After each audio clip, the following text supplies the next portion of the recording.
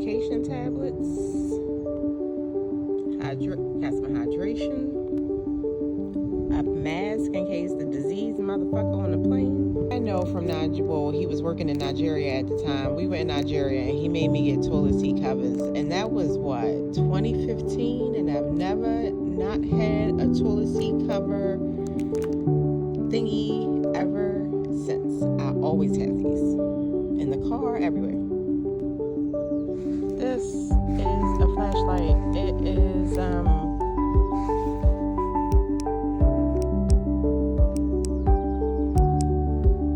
yep. So just keep it clipped on. And those are some of the things that are in my pack